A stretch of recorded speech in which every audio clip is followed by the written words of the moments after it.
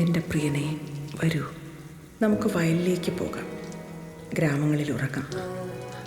രാവിലെ നമുക്ക് മുന്തിരിത്തോട്ടത്തിലേക്ക് പോകാം. മുന്തിരി മുട്ടിട്ടോ എന്ന് നോക്കാം, മുന്തിരിപ്പൂക്കൾ വിടർന്നോ എന്ന് നോക്കാം, മാതളനാരകം പൂവിട്ടോ എന്ന് അന്വേഷിക്കാം. അവിടെ വെച്ച് നിനക്ക് ഞാൻ എൻ്റെ പ്രേമം പകരാം. ജെറുസലേം പുത്രിമാരെ, ഞാൻ കെഞ്ചുന്നു, സമയമാകും മുമ്പ് നിങ്ങൾ പ്രേമത്തെ തട്ടി ഉണർത്തരുതേ, ഇളക്കി വിടരുതേ.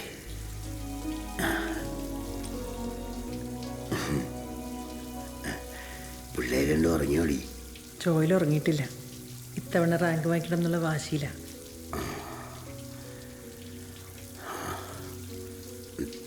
നമ്മുടെ മോന് അവന് സ്വന്തമായിട്ടൊരു റൂം പണിയണം.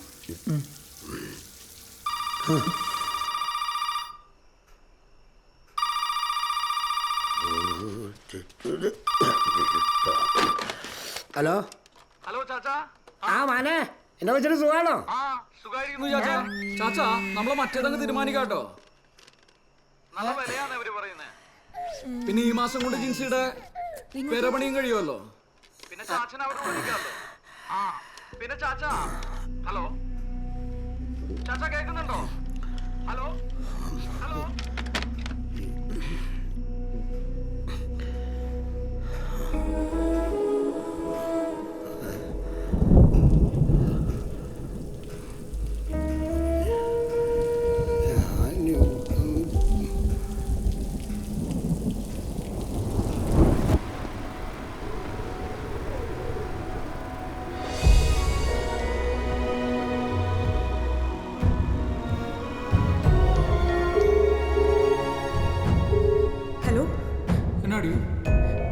ചേട്ടാ, അപ്പച്ചൻ്റെ കാര്യത്തിൽ സീരിയസാ.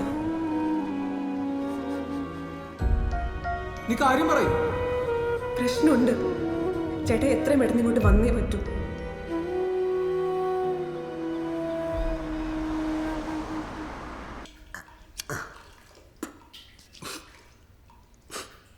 അവനെ ക്രിസ്മസിന് ലീവ് കിട്ടൂടി?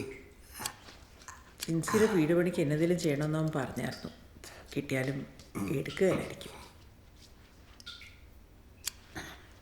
സ്റ്റാർ നോക്കുമ്പോഴൊക്കെ ഞാൻ അവനെ ഓർക്കും. ഈ സ്റ്റാർ നോക്കി കഴിഞ്ഞ് കരോടത്തെ പറമ്പിൽ ചെന്നിട്ടേ ഉറപ്പ് വരുത്താതെ അവന് തൃപ്തി വരികയായിരുന്നു.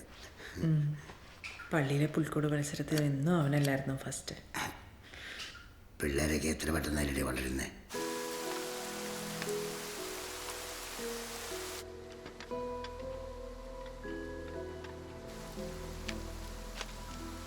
ചേട്ടായി ചേട്ടായി ചായ.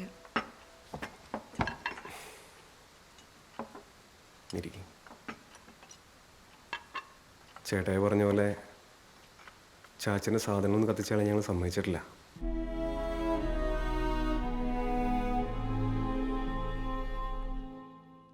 അതിനെ സമ്മതിച്ചു എല്ലാവരും. അതാണല്ലോ രീതി. അതുകൊണ്ട് കൊച്ചാച്ചനെ പറഞ്ഞ് സമ്മതിപ്പിക്കാൻ ഇച്ചിരി ബുദ്ധിമുട്ടായിരുന്നു. എത്തുന്നതിന് മുമ്പ് ശാസൻ ഇങ്ങനെ പോയി കളയുമെന്ന് ഞാൻ ഒരിക്കലും വിചാരിച്ചില്ല. ശാസൻ്റെ കാര്യത്തിൽ അല്ലെങ്കിൽ ഞാൻ ഇന്ന് ലേറ്റ് ആണല്ലോ.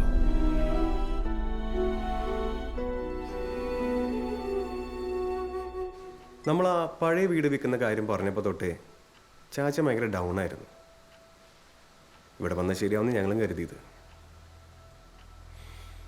പക്ഷെ ഇവിടെ വന്നിട്ടും